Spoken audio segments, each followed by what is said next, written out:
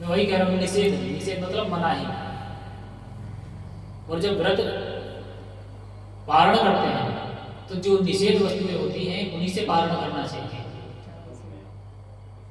बहुत से भक्त हैं तुलसी दल से पारण करते हैं, वो सब व्रत में ग्रहण करने योग्य वस्तुएं हैं। भगवान को भोग लगा के लिए कुछ भी बना लिए थोड़ा बहुत। चावल खाना चाहिए कि नहीं? जब हम पारण करते हैं तो चावल ले सकते हैं। वही तो चावल खाना चाहिए। मैं आपको वही बता रहा हूँ, जो निषेध वस्तुएं हैं व्रत में पारण करते समय जो निषेध वस्तुएं हैं उनको हम ले सकते हैं, और व्रत करते समय जो निषेध किया गया है उनको नहीं लेना है। और तुलसी दल जो ऐसा है, भगवान को जब हम व्रत रहते हैं तब भी उसमें हम व्रत वाली वस्तु में भगवान को भोग लगा सकते हैं, और जो व्रत नहीं रहते उसमें भी भगवान को भोग लगा सकते हैं। कर तुलसी दल के बिना नहीं ग्रहण कराते भगवान को, भगवान उसको स्वीकार ही नहीं करते बिना तुलसी पत्र के। इसी के साथ जो नए भक्त हैं उनके लिए और थोड़ा बता देते हैं कि रविवार को और एकादशी को तुलसी पत्र नहीं तोड़ना चाहिए और ना ही जल देना चाहिए। तुलसी महारानी को संध्या समय में भी जल नहीं देना चाहिए। तुलसी महारानी को जल दिया जाता है सुबह। दीपक जला सकते हैं। दीपक आप जला दीजिए, दीपक दिखाइए, उनके नीचे रखा हुआ नहीं छोड़ना। जैसे हम लोगों ने भी किया है ना कि आरती हो गया सारा हटा दिया, ऐसे ही करना चाहिए। धूप दीप सब दिखाइए और वहां से हटा दिया। वहां रखने से क्या है, जो पौधे हैं वो दिन में क्या करते हैं, अपना भोजन बनाते हैं, तो जो सूर्य का प्रकाश ही में पर्याप्त होता है। ये घी तेल का उनके लिए ठीक नहीं है। उनके समय दिन में उनके समय प्राकृतिक वातावरण होना चाहिए। दोपहर दीप दिखाने के बाद में हटा दिखाना चाहिए, लेकिन हटा दें। और कोई प्रश्न किसी प्रभु का, किसी माता जी का? आप कुछ पूछना चाह रही माता जी? पीछे नहीं, प्रभु जी आ रहे हैं।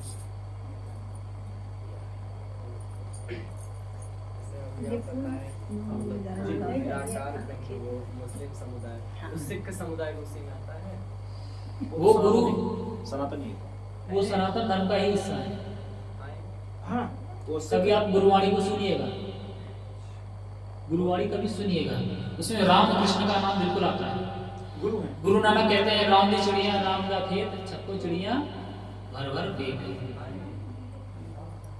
ये मुगल जब थे उस समय, सनातन धर्म का ही मुगल जब थे निकला हुआ है।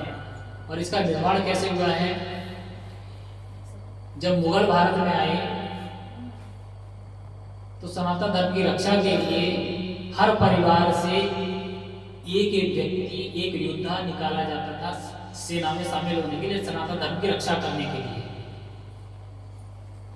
उनको बोलते थे निहंग।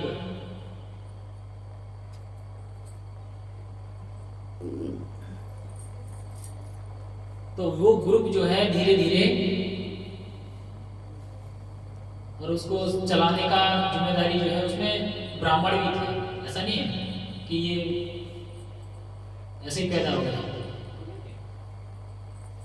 तो धीरे धीरे ये सब चलते रहते हैं। और वो क्या है, सोते जागते अपने ऊपर अपने पास हथियार रखते हैं। तो आपने देखा हो केस कड़ा कका बोलते हैं, सिर्फ एक लोहे की रिंग रहती है।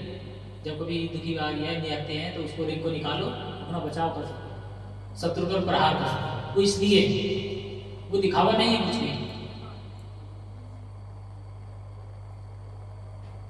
कटार कृपाण जो रहता है वो इसीलिए रहता है।